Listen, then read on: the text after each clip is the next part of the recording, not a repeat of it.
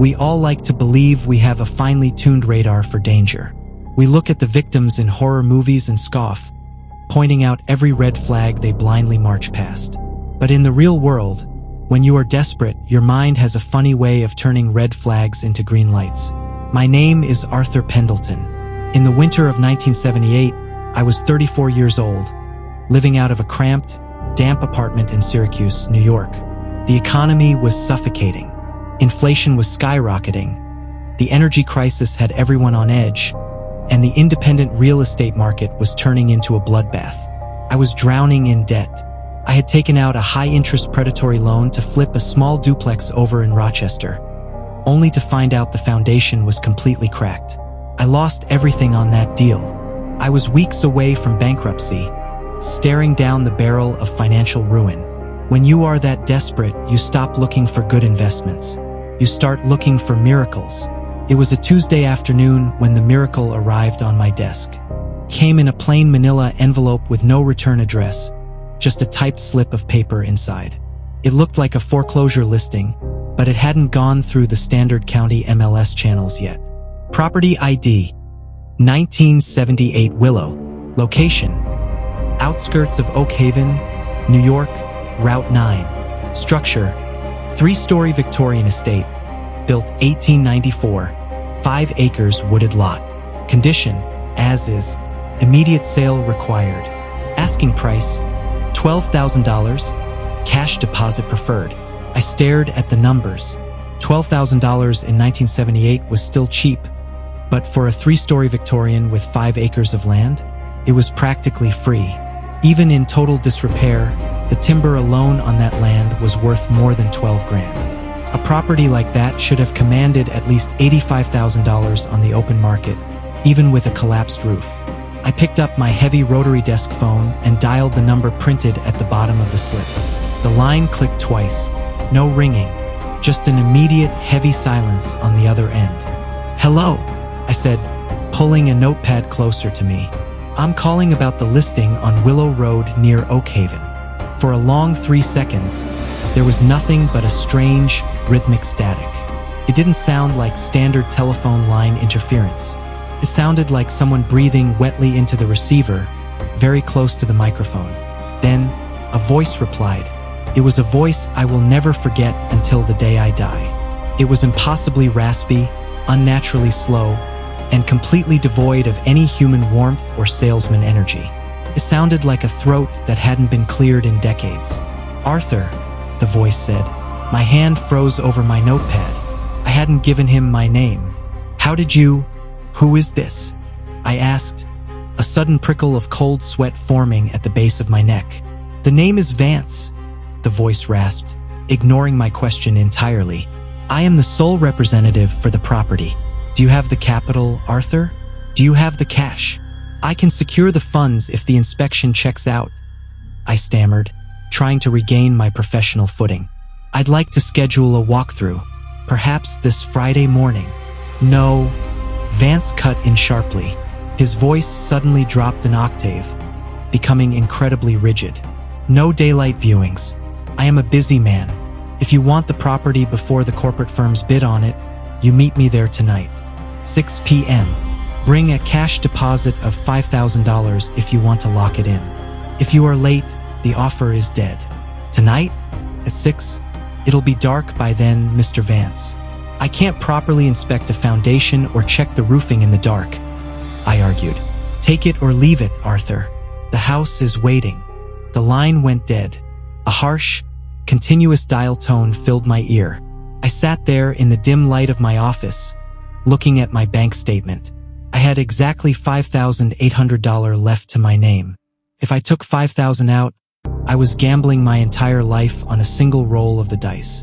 But the thought of turning a $12,000 house into a $70,000 profit was too intoxicating. Greed won. I grabbed my leather briefcase, packed the cash, grabbed my heavy chrome flashlight, and went out into the biting November cold. The drive from Syracuse to the outskirts of Oakhaven took nearly 2 hours.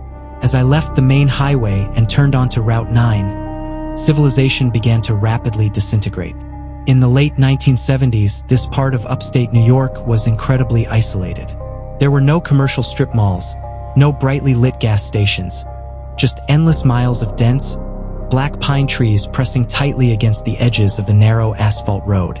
The weather was turning ugly. What had started as a cold drizzle was rapidly transforming into a violent mix of freezing rain and heavy sleet. My 1971 Plymouth Fury groaned as it climbed the winding hills, the headlights cutting weak, yellow beams through the descending fog. The heater in the car was failing, blowing out only a lukewarm, metallic-smelling air that kept the edges of my windshield constantly fogged up. I kept wiping the glass with the sleeve of my jacket, staring out into the dark. By 5:45 p.m., the sky was completely pitch black. I began looking for Willow Road. There were no signs. I only found it because of a rusted, half-collapsed wooden mailbox jutting out of the briars like a broken bone. I turned the Plymouth onto the dirt driveway. The tires instantly sank into deep, freezing mud, the chassis rocking violently as I navigated the unpaved path. The woods on either side of the driveway were suffocating. The branches of the dead oaks arched over the path, intertwining like skeletal fingers, completely blocking out whatever faint moonlight was left in the sky. I drove for nearly half a mile down this private track, feeling an increasing sense of claustrophobia. There were no power lines out here, no telephone poles. I realized with a sinking feeling that this house was completely off the grid. And then the woods cleared. The Blackwood estate loomed out of the darkness. Even in the shadows, it was magnificent, yet profoundly, deeply unsettling. It was a massive, sprawling Queen Anne-style Victorian. It had a towering wraparound porch, a steep, jagged roofline, and a prominent three-story turret that shot up into the black sky like a crooked finger. But there was something deeply wrong with its silhouette. A house that has been abandoned for a long time usually looks dead. It has broken windows, missing shingles, overgrown weeds. But this house looked preserved. The paint was dark, almost a bruised purple-black, and every single window pane was completely intact. Yet, there wasn't a single light burning inside. It sat there in the freezing sleet, a massive monument of dark wood and glass, completely silent. I parked my car near the front steps. As I cut the engine, the sudden silence of the woods was deafening. The only sound was the rhythmic tick-tick-tick of my cooling exhaust pipe and the heavy pelt of sleet against my roof. I looked at my watch. 6 p.m. exactly. I scanned the dark yard. There were no other cars. No sign of Mr. Vance. I felt a wave of anger override my nervousness. Had I been stood up? Had I driven 2 hours into the middle of nowhere for a prank? Then, my headlights caught something. Parked tucked away under the heavy shadow of a weeping willow tree at the edge of the property was an old vehicle.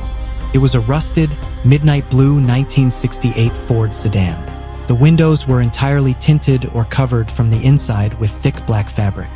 It looked like a hearse. I grabbed my briefcase, squeezed my heavy metal flashlight under my arm, and stepped out into the freezing wind. The mud instantly caked over my leather shoes, making every step heavy and clumsy. I walked toward the front porch, the wooden steps groaning under my weight with a high-pitched, screaming creak. Before I could even lift my hand to knock on the massive oak front door, it swung inward. It didn't slam. It glided open with a slow, agonizingly smooth motion. Standing in the pitch-black threshold was Mr. Vance. Seeing him in the flesh made my breath catch in my throat.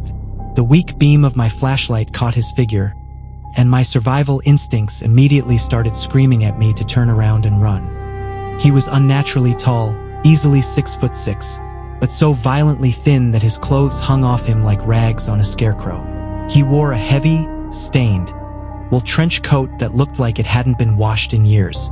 It was covered in dark, unidentifiable grease smudges. But it was his face that truly terrified me. His skin was a pale, translucent gray, stretched so tightly over his sharp cheekbones that it looked like parchment.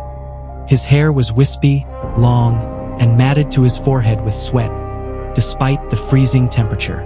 But his eyes were monstrous. They were completely bloodshot, the whites a map of broken red vessels, and his pupils were dilated to the point where they looked entirely black. He didn't blink. Not once. He just stared at me, his eyes wide and fixed. But he wasn't looking at my eyes. He was staring directly at my throat. I also noticed a physical tic. His left hand, which hung out of the long sleeve of his trench coat, was violently trembling.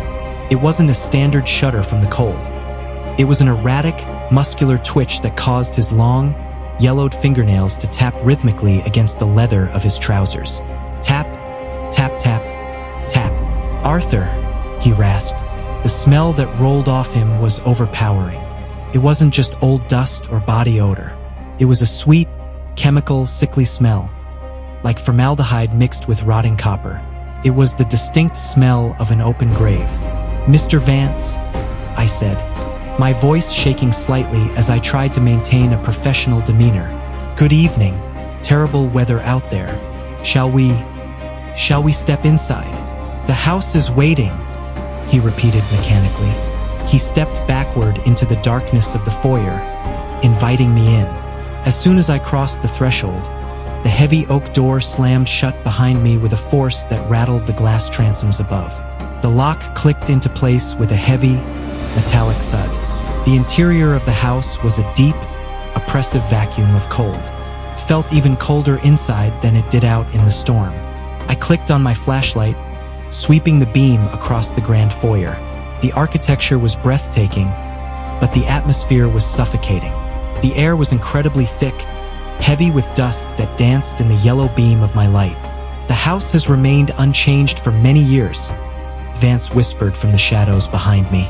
I turned around, but he had already moved several feet away, his movements completely silent. He didn't carry a flashlight. He walked through the absolute darkness as if he could see perfectly. "Let's start with the ground floor," I said, my heart hammering against my ribs. "Where is the main breaker? I'd like to turn on the lights if the utility lines are intact." "No electricity," Vance replied from the darkness ahead. "The wires, they hum. They make too much noise. The house prefers the quiet. Use your light, Arthur. Look closely at what you are buying." I swallowed hard, keeping my flashlight trained ahead of me. We walked into the grand parlor. The room was fully furnished with heavy Victorian sofas, high-backed chairs, and grand wardrobes. But everything was covered in thick, cloudy plastic wrapping, the kind used by movers. It gave the furniture the appearance of shrouded corpses sitting in the dark. But as I swept my light across the walls of the parlor, my professional eye noticed something deeply disturbing. The expensive silk wallpaper was ruined, not by water damage and not by age. Someone had taken something sharp, a knife, or perhaps their own fingernails, and scored deep vertical lines into the walls. Thousands of them. They covered the perimeter of the room, gouged deeply into the plaster. They looked like frantic, desperate tally marks. "What happened to the walls here, Vance?" I asked, pointing the light at a particularly deep gouge. "That's going to require a complete plaster replacement. It's structural damage to the finish." Vance didn't answer immediately. He was standing in the far corner of the parlor, completely enveloped in shadow. All I could see were his wide, unblinking eyes reflecting the stray light of my beam. "The previous occupants," Vance whispered, his voice trembling slightly with what sounded like muffled amusement. "They liked to keep track of the time. The children, they played games in the dark. Do not worry about the walls, Arthur. The walls are very strong." A cold dread began to pool in my stomach. The way he said the children didn't sound right. It sounded detached, almost predatory. I began to realize that Vance wasn't just an eccentric seller. He was deeply, profoundly unstable. "Let us see the upstairs," Vance said. Before I could object, his tall, skeletal frame was already moving up the grand central staircase. I didn't want to follow him. Every fiber of my being was telling me to demand my cash back, unlock that front door, and sleep in my car. But $50,000 of potential profit is a powerful anchor. It blinds you. I told myself that once I saw the second floor and the attic, I could make an excuse, leave, and do the deal through an attorney. I braced my briefcase against my chest and followed him up the creaking stairs. The second floor consisted of a long, narrow hallway with 6 doors, 3 on each side. The layout was strange. The doors weren't aligned across from one another. They were staggered in a zigzag pattern that felt mathematically jarring. As I walked down the hallway, keeping my flashlight leveled at the floor, I noticed that every single door was fitted with a heavy, brass deadbolt lock. But the locks weren't on the inside of the rooms to keep intruders out. They were installed on the outside of the doors. They were designed to lock whoever was inside the bedrooms from the hallway. "Why are there exterior deadbolts on the bedrooms, Vance?" I asked, my voice rising in pitch. "This looks like an asylum." Vance stopped at the end of the hall. He slowly turned his head around. His neck moved with a strange, clicking sound, as if his joints were completely dry. "Safety," he said simply. "Sometimes, people walk in their sleep. They wander. They go places they shouldn't go. It is better to keep them where they belong. Don't you agree, Arthur?" I didn't answer. I stepped into the master bedroom. It was a massive room with a large bay window overlooking the dark woods at the rear of the property. A large four-poster bed sat in the center, also covered in that crinkling, cloudy plastic wrap.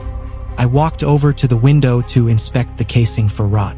The freezing rain outside had officially transitioned into a thick, heavy blizzard. Huge, heavy flakes of snow were plastering themselves against the glass, completely obliterating any visibility. The woods below were gone, swallowed by a white void. Suddenly, a massive flash of lightning illuminated the sky, a rare, violent winter thunderstorm. For a fraction of a second, the entire backyard was lit up with a brilliant, stark white light. In that split second, I looked down at the snow-covered lawn. There were footprints in the snow, dozens of them. They weren't coming toward the house. They were circles, paths worn into the grass, pacing around the perimeter of the building over and over again. And near the edge of the woods, standing perfectly still in the middle of the blizzard, was a silhouette. It was a human shape, completely white with snow, just standing there, looking up at the window I was staring out of. My heart leaped into my throat. I stumbled backward, dropping my briefcase onto the floorboards with a loud bang. "There's someone outside," I gasped, pointing frantically at the glass.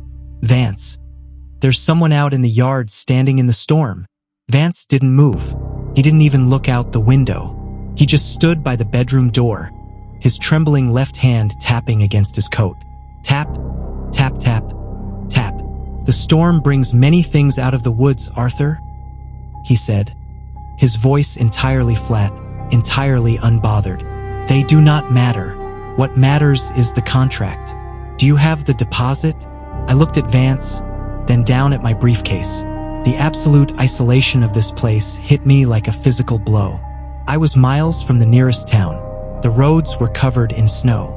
I was locked inside a dark Victorian house with a man who was clearly insane, while someone or something was circling the building in a blizzard. "You know what, Vance?"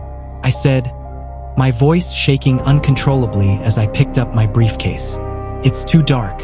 I can't make an accurate assessment of the property tonight. The storm is getting bad. I'm gonna head back to Oakhaven, find a motel, and we can resume this tomorrow morning." In the daylight, I started walking toward the bedroom door, intending to push past him, but Vance didn't step aside.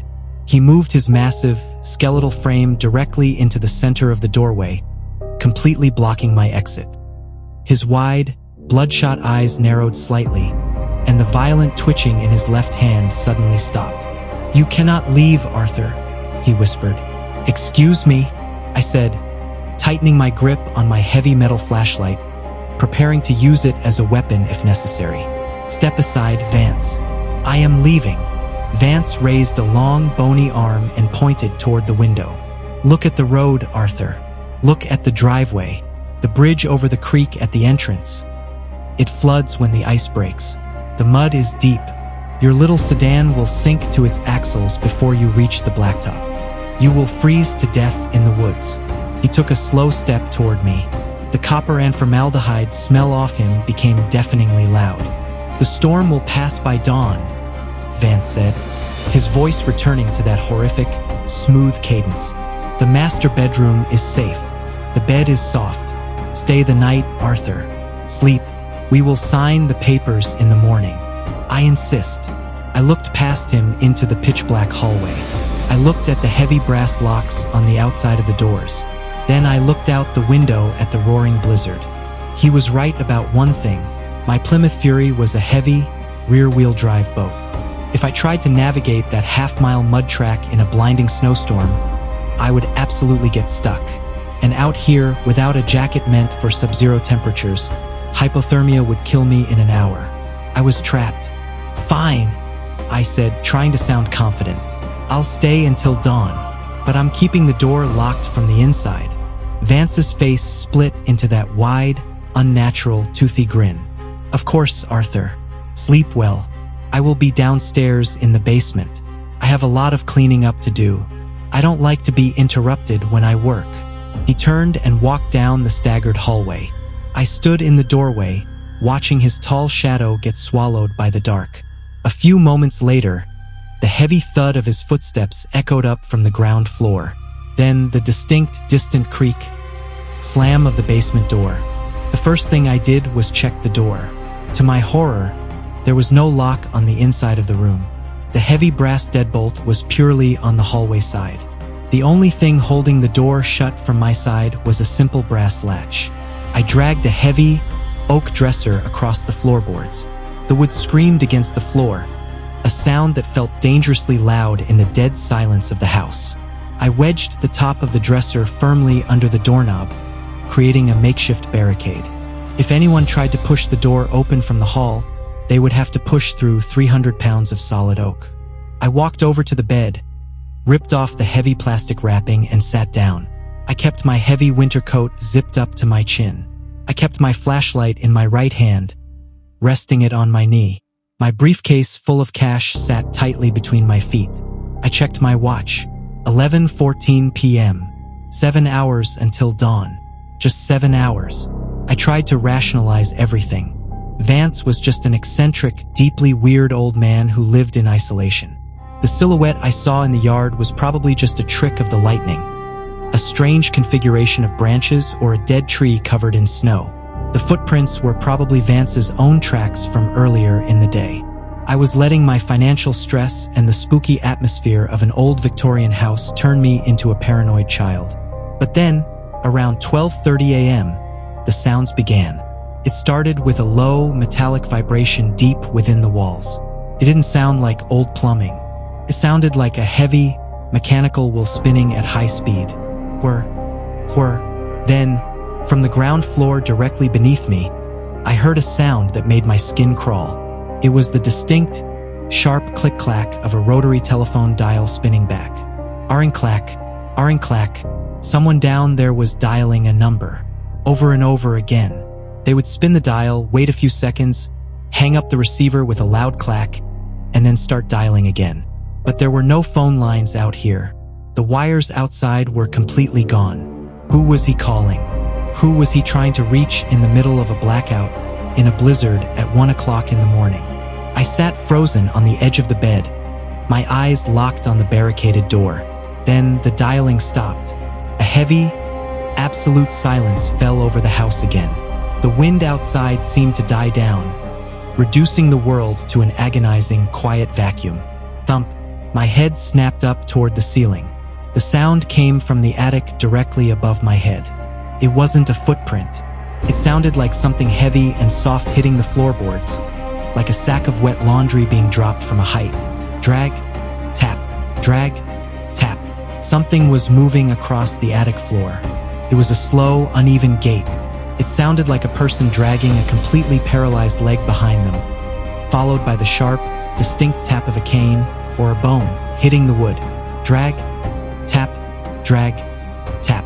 The sound moved methodically from the far corner of the attic, traveling straight across the ceiling until it was positioned directly, perfectly above the bed where I was sitting. I held my breath, my heart beating so hard I could hear the blood rushing through my ears. I raised my flashlight, aiming the beam at the ceiling plaster. The yellow circle of light illuminated the peeling paint. The dragging stopped. Whatever was up there had stopped right above me. Suddenly, a liquid sound began to drip from the ceiling. Drip, drip, drip. I moved my flashlight beam slightly to the left. A small, dark spot was forming on the white plaster. It was expanding rapidly, turning a deep, dark brown. I watched in absolute horror as a single drop detached itself from the ceiling and fell, landing directly on the plastic wrap I had ripped off the bed. It landed with a wet splat. I leaned forward, shining the light directly on the droplet. It wasn't water. It was thick, dark, and oily. It was blood. My sanity began to fray at the edges. I wanted to scream, but my throat felt completely paralyzed, locked in a tight knot of pure, primal terror. I grabbed my briefcase and backed away from the bed, pressing my spine firmly against the exterior wall of the room. I kept my flashlight trained on that expanding stain on the ceiling. More drops were falling now, creating a steady, rhythmic tapping sound against the plastic wrap. Drip, splat, drip, splat. And then the whispers began. They didn't come from the attic, and they didn't come from the hallway. They came from inside the walls. It started as a low, collective murmur, like the sound of a crowded room heard through a thick floor. But within seconds, the voices became distinct, sharp, and incredibly fast. It sounded like dozens of people, men, women, and children, all whispering different sentences at the exact same time, their voices overlapping into a terrifying cacophony of sound. Don't look at the corners. He's coming up from the floor. Sign the papers. We sign the papers. It doesn't let you leave. The basement is full. The basement is so full. I put my hands over my ears, squeezing my eyes shut. Stop it, stop it, stop it. I muttered to myself, tears of absolute panic leaking down my cheeks. This wasn't real. Couldn't be real. I was having a nervous breakdown. The financial pressure, the isolation, the creepy old man. My brain had finally snapped. I was hallucinating. But when I opened my eyes and lowered my hands, the horror escalated. In the dim, bouncing beam of my flashlight, I looked at the wallpaper. The vertical scratches, the thousands of tally marks gouged into the plaster, they were shifting. The shadows inside the grooves seemed to lengthen and contract, making the entire wall look like it was breathing, pulsating like the interior of a massive, living throat. Creak. I snapped my light toward the bedroom door. The heavy oak dresser I had wedged under the doorknob was moving. Something on the other side of the door was pushing against it. It wasn't a violent slam. It was a slow, immense, terrifyingly steady pressure. The wood of the dresser groaned, its legs sliding a fraction of an inch across the floorboards.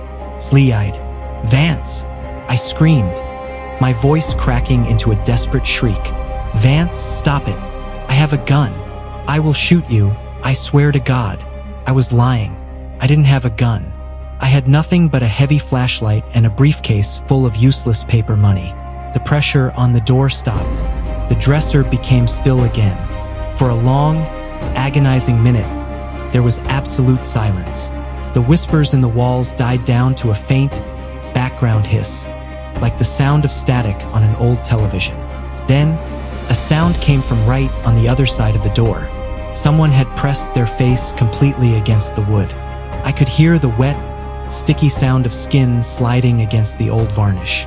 Then, the low, raspy whisper of Mr. Vance drifted through the gap under the door. He sounded ecstatic. He sounded like a man possessed by pure, unadulterated madness. "Arthur," he whispered. "Are you looking at the walls, Arthur? They like you. They really like you. But you haven't signed the papers yet. The family downstairs.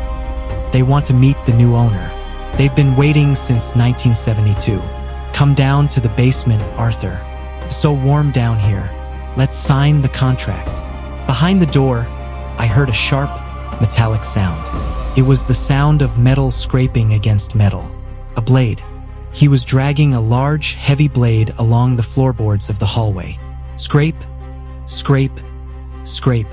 Then came the sound of a key sliding into the exterior deadbolt lock. Clack. He was unlocking the deadbolt from the outside. He was going to force his way in. The doorknob began to turn. The brass latch clicked open. The dresser began to tilt backward as Vance pushed against the door with unnatural, terrifying strength. The oak frame splintered, the top drawer popping open and spilling old dust onto the floor. Through the widening 2-inch crack of the door, I caught a glimpse of the hallway. There was no light, but the beam of my flashlight caught a section of Vance's face. His eyes were completely wide open, his eyelids pulled back so far they were bleeding at the corners. He had a massive, rusted meat cleaver clenched in his trembling left hand. His mouth was wide open in a silent, joyful scream, thick, gray saliva dripping from his black gums. "You have to sign, Arthur," he shrieked, his voice breaking into a high-pitched, animalistic roar. He threw his weight against the door, and the heavy dresser gave way, toppling sideways with a deafening crash. Survival instinct took complete control of my body. There was no thought, no calculation, just pure mammalian panic. I turned toward the massive bay window. I didn't waste time trying to unlock the sash. I braced my briefcase against my chest, tucked my head down, and hurled my entire body through the glass. Crash. The window exploded into 1,000 glittering shards. For a terrifying second, I was airborne, flying through the freezing night air. I hit the sloping wooden shingles of the first-floor porch roof with a violent, bone-shattering impact. The air was instantly knocked out of my lungs, a gasp of pure agony escaping my lips. I rolled uncontrollably down the icy shingles, completely unable to stop my momentum, and fell off the edge of the roof, plunging another 8 feet down into the dark yard below. I landed sideways in a massive, deep snowbank. The freezing powder swallowed me up to my chest. A sharp, blinding white pain shot through my left ankle. I knew instantly it was either severely sprained or fractured. I gasped for air, inhaling freezing snow, my vision spinning in dark circles. "Get up," I forced myself to whisper. "Get up or you die here." I scrambled out of the snowbank on my hands and knees, dragging my injured leg behind me. I had dropped my flashlight somewhere on the roof, but the pale, ambient light of the blizzard was enough to let me see my car. The Plymouth Fury sat about 30 yards away, a dark, snow-covered mound. I looked back up at the second-floor window I had just jumped through. Vance was standing in the broken frame. The freezing wind was blowing his matted hair around his pale, skeletal face. He was leaning out, his long arm extended, pointing the rusted meat cleaver directly at me. He wasn't screaming anymore. He was just watching me. That grotesque, wide smile plastered across his face. But he wasn't alone. As my eyes adjusted to the dark, I looked at the other windows of the house. The second floor, the third floor, the high turret. In every single window pane, there were pale, blurry silhouettes of people. Dozens of them. They were standing perfectly stiff, their faces pressed against the glass, their white hands flat against the panes. They were all watching me. I screamed, a raw, voiceless sound of pure terror, and began dragging myself across the icy lawn toward my car. Every step on my left foot felt like stepping on a red-hot iron spike. I crawled the last 10 yards, my hands numb and bleeding from the broken glass that had embedded itself in my jacket. I reached the driver's side door, yanked it open, and threw myself inside, slamming the door shut. My hands were shaking so violently I couldn't get the key into the ignition. It slipped from my fingers, dropping into the dark footwell. "No, no, no, please," I sobbed, frantically clawing at the rubber floor mat until my fingers wrapped around the cold metal key. I shoved it into the slot. I slammed my foot onto the gas pedal and turned the key. The starter groaned. "Wah, wah, wah, wah, wah. Come on," I screamed, banging my fist against the dashboard. "Start, you piece of garbage, start. Wah, wah, wah, wah." I looked out the side window. Vance was no longer on the porch. He was walking down the front steps. He wasn't running. He was walking with a slow, deliberate pacing, dragging the meat cleaver through the snow behind him, leaving a thin, dark line in the white powder. I turned the key one more time, pumping the gas with frantic desperation. The V8 engine sputtered, coughed, and with a sudden, violent roar, it exploded to life. I threw the transmission into reverse and slammed on the gas. The rear tires spun violently in the deep mud and snow, throwing up huge plumes of freezing slush. For a terrifying 3 seconds, the car didn't move. It just slid sideways, the engine screaming at high RPMs. Then, the tires caught a patch of buried gravel. The car launched backward, spinning around into the driveway. I threw the shifter into drive, stomped the accelerator, and the Plymouth hurtled down the narrow dirt track, the branches of the dead oaks scraping against my windows like scratching fingernails. As I sped away, I took one final look in my rearview mirror. The Blackwood estate was fading into the white void of the blizzard. Standing at the end of the driveway, illuminated by the red glow of my taillights, was Mr. Vance. He had raised his trembling left hand, and he was slowly, gently waving goodbye to me. I don't remember the drive to the Oakhaven police station. I was in a state of complete, shock-induced delirium. I remember crashing my car into the snowbank outside the small brick station house, stumbling through the front doors, and collapsing onto the linoleum floor, bleeding and screaming about a killer in the woods. They kept me in the local county hospital for 3 days. My ankle was severely fractured, requiring a heavy plaster cast, and I had 14 stitches in my left arm from the broken window glass. On the second night, a detective named Miller came to my room. He was an older guy, his face lined with decades of dealing with the grim realities of rural law enforcement. He sat down in the vinyl chair next to my bed, pulled out a pack of cigarettes, realized he couldn't smoke in the patient ward, and put them away with a sigh. "Arthur," Detective Miller said, pulling out a small notepad. "We went out to the property on Route 9, the old Blackwood place." I sat up in bed, my heart instantly racing. "Did you find him? Did you find Vance?" "He tried to kill me, Detective. He has people trapped in that house. I saw them in the windows." Miller looked at me for a long time, his expression completely unreadable. It was a look of deep, profound pity. "Arthur," Miller said slowly, "we found your car tracks. We found the broken window, the dresser you smashed, and your blood in the snowbank. But there was nobody in that house. There hasn't been anyone in that house for a very long time." "No, that's impossible," I shouted, grabbing the bed rails. "I talked to him. He toured the house with me. He was holding a meat cleaver. Check the basement." "We did check the basement," Miller cut in, his voice dropping to a low, quiet level. "The house has been under county foreclosure since 1972. It belonged to a family called the Vances, a father, a mother, and 3 kids. In the winter of '72, the neighbors realized they hadn't seen the kids in weeks. The police went out there to do a welfare check."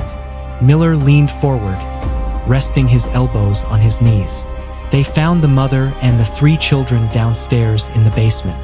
They were preserved, Arthur. The father, a man named Charles Vance, had used professional embalming chemicals on them. He had them sitting around a dinner table in the dark. He had completely lost his mind.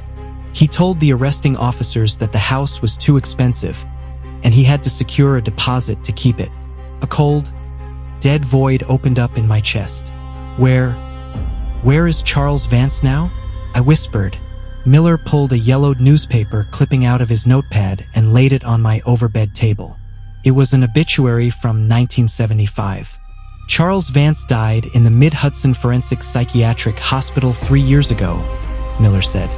"He suffered a massive stroke. Before he died, the nurses said he spent his final months completely blind, staring at the walls of his cell, scratching vertical lines into the plaster until his fingers bled to the bone." I looked down at the photograph in the newspaper clipping. It was a mugshot from 1972. The man in the photo was unnaturally tall, with sharp cheekbones, wispy matted hair, and wide, unblinking eyes. It was the exact same man who had stood in that bedroom doorway 48 hours ago. I never went back to real estate. I took bankruptcy, lost my apartment, and eventually took a low-paying job as a night watchman at a storage facility in South Jersey. It's a quiet job, simple, but I don't like the dark anymore. And I never, ever look at properties that are priced too good to be true. Because sometimes, I still wake up in the dead of night, in my small, safe apartment, and I look at my bedroom walls. In the shadows, the wallpaper looks like it's shifting. And if the room gets quiet enough, right before the sun comes up, I can hear a low, wet, raspy whisper leaking out from the baseboards. "You haven't signed yet, Arthur. The house is still waiting."